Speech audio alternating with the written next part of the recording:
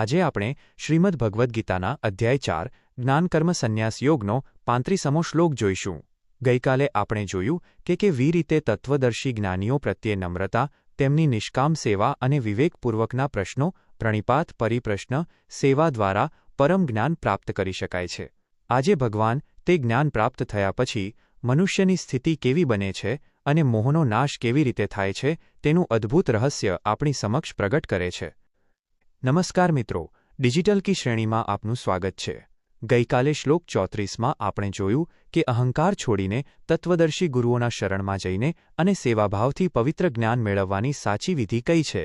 આજે આપણે જોઈશું અધ્યાય 4 શ્લોક 35, જેમાં ભગવાન શ્રીકૃષ્ણ અર્જુનને આ દિવ્ય જ્ઞાનનું પરમ ફળ બતાવે છે. ભગવાન કહે છે કે આ જ્ઞાન પામ્યા પછી તું ક્યારેય ફરી મોહ કે અજ્ઞાનમાં ફસાઈશ નહીં અને આ જ્ઞાન દ્વારા તું સંસારના તમામ પ્રાણીઓને પહેલા પોતાના આત્મામાં અને ત્યારબાદ મારામાં પરમાત્મામાં એકરૂપ જોઈ શકીશ. 1. સંપૂર્ણ સંસ્કૃત શ્લોક.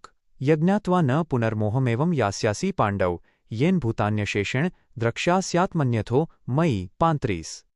2. સરળ ગુજરાતી અર્થ.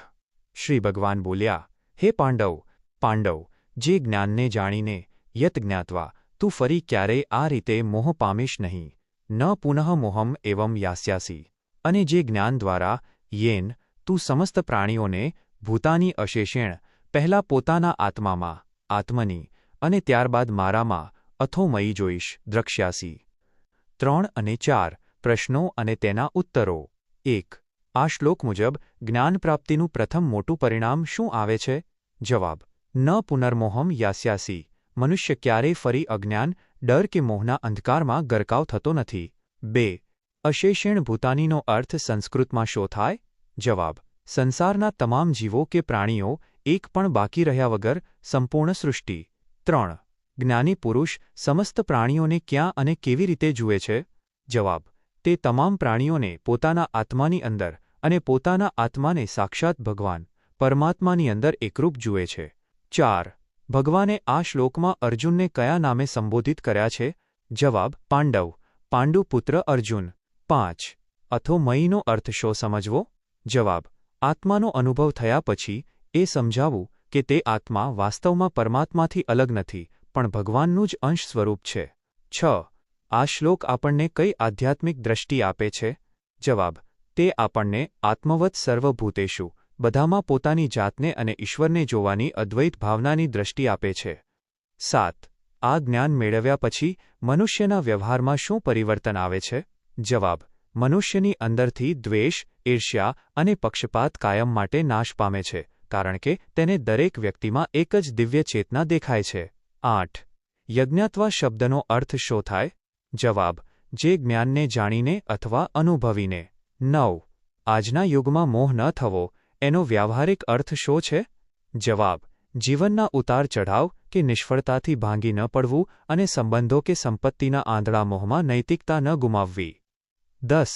આ શ્લોક કયા અધ્યાયનો છે? જવાબ: ચોથા અધ્યાયનો 35મો શ્લોક. 5.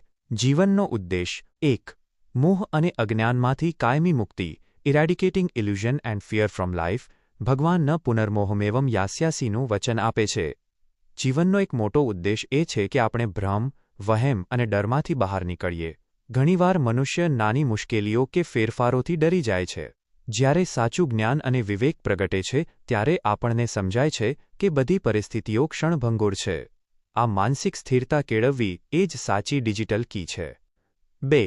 સાર્વત્રિક સૌહાર્દ અને સહાનુભૂતિ. આત્મની દ્રક્ષ્યાસી. Developing empathy and oneness with everyone. આપણો સર્વોચ્ચ જીવન ઉદ્દેશ સંકુચિત મનોવૃત્તિ, મારું તારું છોડીને વસુધૈવ કુટુંબકમનો ભાવ કેળવવાનો છે. એક સાચો લીડર, વાયરમેન, ઇજનેર કે ક્રિએટર એ જ છે જે પોતાના સાથીદારો, ગ્રાહકો કે સમાજના દરેક વ્યક્તિના દુઃખ અને જરૂરિયાતોને પોતાની માનીને સમજે. જ્યારે તમે બધા સાથે જોડાણ અનુભવો છો ત્યારે તમારું કામ સેવાયજ્ઞ બની જાય છે. 3. પરમાત્મા સાથે એકાત્મતા અથોમયી. Realising the supreme consciousness in all endeavours. માનવ જીવનની અંતિમ મંજિલ એ જોવાની છે કે દરેક જીવમાં એક જ ઈશ્વરીય ઊર્જા, ઇલેક્ટ્રિક ડિવાઇન પાવર વહે છે. જેમ એક જ પાવર હાઉસમાંથી નીકળતી વીજળી અલગ અલગ બલ્બ, ફેન કે સાધનોમાં કામ કરે છે, તેમ એક જ પરમાત્મા દરેક જીવમાં રહેલા છે. આ દિવ્ય સત્યને સ્વીકારીને જીવવાથી જીવનમાં અખંડ શાંતિ અને પરમ આનંદ પ્રાપ્ત થાય છે.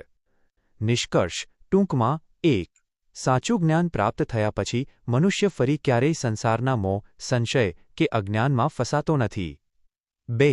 જ્ઞાની પુરુષ સમસ્ત પ્રાણીઓ અને સૃષ્ટિને પોતાના આત્મા સાથે અને આત્માને પરમાત્મા સાથે એકરૂપ અનુભવે છે.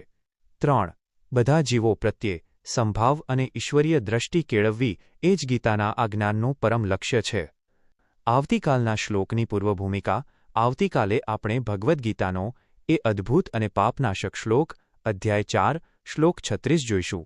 અપિ ચેદસી પાપેભ્યઃ સર્વેભ્યઃ પાપકૃત્તમઃ, જેમાં ભગવાન જ્ઞાનરૂપી નૌકા હોડીનો અદ્ભુત મહિમા બતાવતા ઘોષણા કરશે કે જો તું બધા પાપીઓ કરતાં પણ ભારે પાપી હોઈશ તો પણ આ પવિત્ર જ્ઞાનરૂપી હોડી દ્વારા તું તમામ પાપરૂપી સમુદ્રને આસાનીથી પાર કરી જઈશ.